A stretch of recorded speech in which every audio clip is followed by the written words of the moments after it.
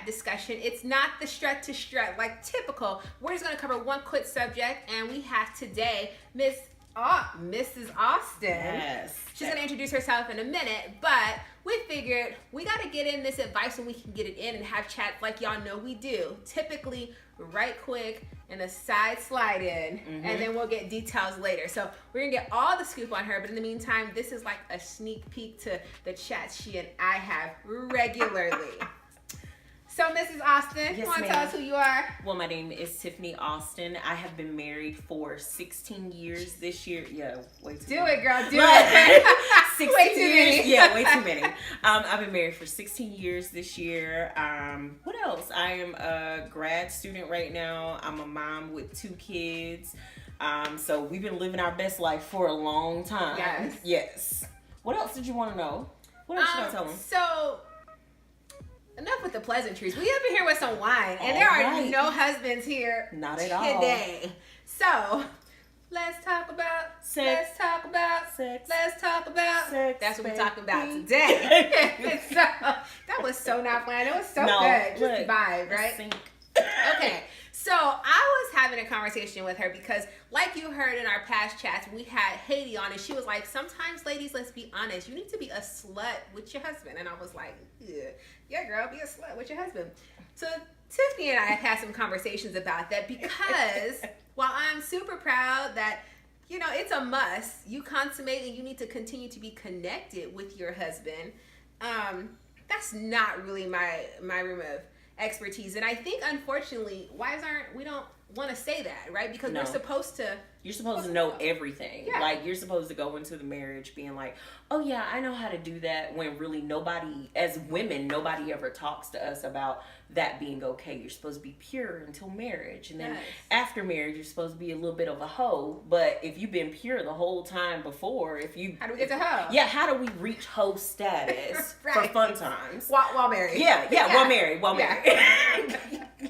And I think that's so important. I think it's difficult too. And I think sometimes while we say communication is so important in the marriage, and it is, that might not be the most comfortable thing to go talk to your husband about. Not at all. And the fact of the matter is, if you don't talk about it, if you don't find some sort of way to communicate about it, you don't end up knowing what to expect out of each other. Right. So everybody stays unsatisfied the whole time until you get to a point where it's like, okay, what am I doing wrong? What are you doing wrong? And you coach each other to this point of everybody's happy. Yes.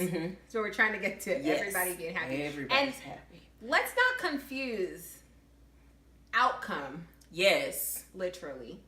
With happy. Yes. Right? You can reach the outcome and be pissed. Yeah. Sometimes that's fun. But you can reach the outcome and be 100% not into it. Right. I mean, that's one of those things where biological function is biological function. Exactly. You could get there either way, but it's what it takes that builds up to it that makes it the most important. That you're like, so about next time, right? That's our goal. Like, we want to get to keep something there to look for next time, and that normally builds off previous times. Yes. So Tiffany and I had a conversation before, and I was like, you know, people always say, well, what's the look you give your husband? Or I said, dude, I don't have a look. Like, I didn't ever build a look. Like, you know, I'm that girl that tries to do like the sexy wink, and then like my eye is twitching. Exactly. That's me. Yes. And then he's like, what's wrong with your eye? And then that like goes all to hell in a handbasket, right? So let's get stung by a bee. Right. This is a safe space. Let me just live in my truth. And if y'all are judging me, sad for you. You judge me too, because 16 years I still had that problem sometimes, because it's goofy. Like, you're in especially if you're in a healthy relationship, like, sometimes being sexy becomes a comedy show. So it's like you try real hard and you're like, I'm gonna go put on all my sexy stuff and I'm about to strut into this room and give him the business. Right. And then you go in there and you might slip or something when you walk in. He's gonna bust out laughing and you feel some type of way. Yeah. Because you don't put all your sexy stuff. And it doesn't work out all the time when you try. But it's worth it in the end. If you could pick that back up, it's worth it in the end. So it's just like, how do we get through those moments? And like, the other partners typically encourage you, like, that was great though, babe. Like, you know, you did, girl, the way you slid though. Like, next time just hit that pose. You know what I mean? Look, you ready for a story? Yes. One time. I love story time. One time at band camp. One time, husband decided he was gonna surprise me and do something real sexy. So he's in the military, so they have this all silky outfit that they wear. It's all one. Yeah, it's all black. So he decided he was gonna be sexy and be a ninja. And he snuck I'm here for this. He snuck into the bedroom, jumped on the bed, was gonna try to sneak attack me, stepped on my ankle, slipped off the bed, hit the dresser, hit the floor.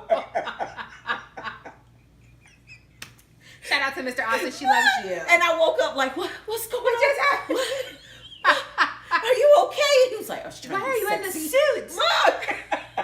I'm a ninja. He was so ready for a ninja good time, and it just did not go down. He's never tried it again. I've tried to coach him into it again. Hey, try that ninja Let's thing. do a redo. And he's like, no. Dude, I'm so here for that. That's the best. And you know, we never get to really hear about the faux pas on the other side because people are like, and now it becomes this inside joke. Yeah. Right? Like, eagles are so soft on both sides about that, but I feel like sometimes so much burden gets put on the wife because what's that concept like? Well, if you don't do it for him, someone else will. Yeah, that goes both ways too. Definitely, right? But like, it shouldn't be this pressure of the reason I'm gonna try these adventurous things or whatever he says he's interested or doesn't say, and now you're looking up crazy things, right? Is because there may be some other. Maybe it's just because we want to try to build. Yeah, I'm gonna lose you if I don't do this, and that's not true. Like, honestly, when you're locked in and you're locked in for the long term, like, I feel like sex is one of those things you can explore together, but you have to break your comfort zones because people have these built up notions of exactly what sex is supposed to be. Yeah. And then you get to this point where you might be talking to a friend at work and they be like, girl, we did this thing. And you be like, what thing? And details, and you're kind of listening in a little bit more. Maybe you're not bold enough to ask for details, but you're asking a little bit more, and it makes you curious. But how does your partner know you're curious? Right. If you're not going to have that conversation, or in some type of way try to lead them into it. Right. So it's kind of like a mutual thing. People think men expect a lot out of sex. Women expect a lot out of sex too. It's true. We just don't say it. I've coined the concept. I don't know if I've coined it, but I tell myself I've coined the concept. It. Like, look, you coined Sexpectations. Yeah. Right? Like, what are your Sexpectations? Because I have them, right? And he had, when we first got married, he's like at least 4 times a week. And I was like, oh, okay, I think I could. Listen, Linda. Look. No shade to my husband because he does what he does and I'm not mad, you know, but like life really can get in the way of that sexpectation. And then it's like, are we adjusting? Are we adapting? Are we just not? Are we just always like, where do we find the time? 4 days a week is like, I mean, and then once you throw kids in, like y'all haven't had kids yet. Once you throw kids in, you're like, okay, look, let me muster up this energy to get this in because it's a full-time job. Like everything's a full-time job, and that's a part of being married, and that's a part of marital satisfaction is being able to do that. But sometimes it's like we talk a good game, but we do that all the time. We'll talk it up all day and be like, do that, boy, because I'm gonna be here for it. Sending little nasty emojis to each other. Do y'all do that? Oh, one time, my husband like that one that has a little tongue, and I'd be like, "Stop it, you're being a perv." And he has like the guy, and it's like the pervy guy with the tongue, and I'm like, so not here for it. But I should be better. He sends the eggplants all over the screen. I started sending baguettes because I'm like, I like it French. So that's right. I like to send a baguette. He likes to send a cat to let him know he want a little kitty. He likes to send a cat. Look, so it's like I'll send him a little emoji, and we'll be going back and forth all day about what we gonna do, and then get home and be like, so you ready for bed? Look, so about that build up. About this rain check that we got to take for the night. And we happily take a rain check because we've established that sometimes you got to talk it up for the weekend. Like sometimes I'm going to bait you. Yeah, I can't get in until the weekend. But when you do get it in, it's real good. Yeah. So, I mean, there's no shame in that. Like, I think some people feel bad about, like, definitely. Oh, I let him down and blah, blah, blah. Like, there's no shame in it. Stuff happens. Life is life either way. I mean, because initially when we were married, of course, we didn't, I don't know if I've shared this with y'all, but here we go. This is safe space. We didn't have sex before marriage, right? And so, like, he had done his thing. No shade to him, do you, boo? You know, that was a me thing. And so then it was kind of like, how do you build in this thing that your relationship, I'm not saying relationships are built off of sex, but it was, typically it's a part of the building, right? So now we had to build this thing in that we didn't actually have as a part of it. And literally, I would have like note to self, like, it's been 2 days, like, you should probably initiate this or make sure that there's space for this. Because when it wasn't something that's there, you have to build it wasn't that I didn't have a desire. It was just build a norm. Learn how and when and what's the cues, like learning those and learning, okay, so this means that he wants to, or even if you're not really experienced, knowing, okay, wait, I might be in the mood. That might turn me on just a little bit. Or like, oh my gosh, when I had a hammer and I was really being Shay the Builder and I'm putting up this painting or this picture in the hallway and he came and humped my leg, that was a sign, right? It was something about that too and hammer, right? And I'm like, bro, I got a hammer. That did something for you. He said, I got a hammer too. That's what he said. My hammer's better than your hammer. Right? I could get you better with this one. Right? And I missed it because I was just like, I was in function category. Like, I am completing a task right now. And here you go. I don't know what sparked your interest. And, like, I missed the moment. And then afterwards, I'm like, was I supposed to put the hammer down? Was we supposed to? She's like, yeah, duh. Put the hammer down. But it's one of those things where you learn, like, is spontaneity your thing? Is it just because some people aren't about, like, right now, right here, right now. Now, I've gotten to the point in my life where I'm like, right here in the walkway. All right, we got time for it. Let's go. Right. But in the beginning, it was like, you're nervous. You're still nervous and you're still figuring each other out and still figuring yourself out. So it's kind of like one of those things. I can understand you being like, well, and I mean, let's be honest. Right now, guys walk past you and hump your leg all the time. I mean, like, I just so happen to be, so that's not always a sign. It's just like, oh, it was there. I decided to hump your leg. You know, oh, your butt was sticking out. I just right quick, just so you know I exist. You know, but like, I don't have time, girl. I want to touch your booty. Yeah, it was just there. 16 years later, he still walks by and just touches my booty, and I'm like, what? And he's like, nothing. I just felt like touching your booty, and I'm like, that's mine. Okay. I'm glad. Pat it again. Look, get the other cheek. That's my thing now. It's like you gotta be balanced. So you can't grab one boob and not grab the other. You can't pat one cheek and not pat the other. It's gotta be a balanced life. Yeah. That's how I'm trying to live my life right now. Dude, I just think that it's so cool that you were willing to like chat about it with me. I mean, she has so much. She might be like our resident let's talk about person, right? Because you can't always talk, and some people. No.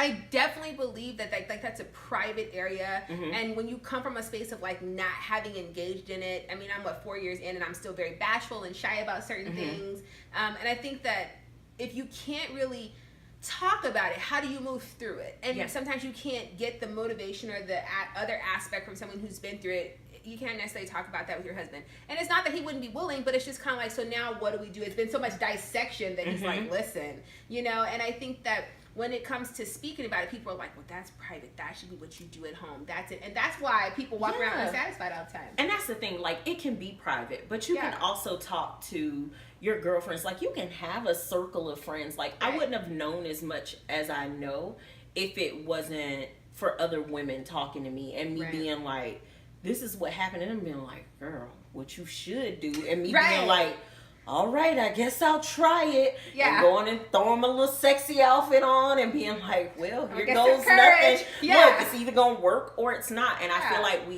if you don't have that safe space to do that with someone, if no one's going to be honest with you, then you'll forever live in this place in the dark where you don't push past what the norms are of, we're going to have missionary style sex for the purpose of having a child and that being it. When there's so many things that are sexual and not all the way into sex, that are just pleasurable and fun that you can do. Like, we like sex dice because if you're not really in the mood to go all the way, you could take these dice and just play around for a while, and it may lead to something bigger, and it may just lead to you guys laughing and just having the sense of intimacy and closeness.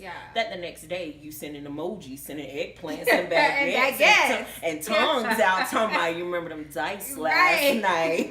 But if nobody's talking about it, then you don't know. If you don't know these things exist, you don't know, and if you don't have someone who's willing to expose you to them, then you just don't have it. Yeah, and now we're living in a closet. I mean, like, I think it's the coolest thing that, like, I got my friend over here rooting for me, like, girl, did you try that thing? You know, so we had a plan. And while that sounds crazy, like, it's so nice to be like, someone's rooting for me. Yes. You know, like, yes, your spouse wants you to succeed because it's actually your intimacy, but other people are like, you can do this. Like, try something different. Get out of your comfort zone. P.S. You're not the only person who's felt uncomfortable about that. And so, like, we are going to come back again and a few times and talk some sex, right? Because we've got whole other aspects. We've got aspects of, like, how do you keep it spicy with distance, right? You're a military wife.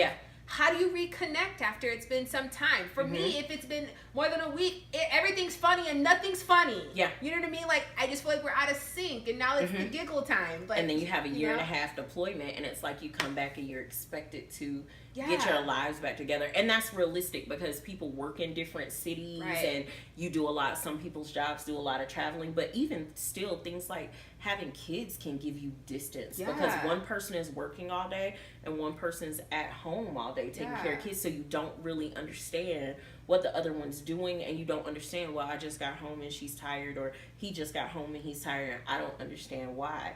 So there's a lot that mixes into that can become a stumbling block or a stepping stone for you. Definitely. I love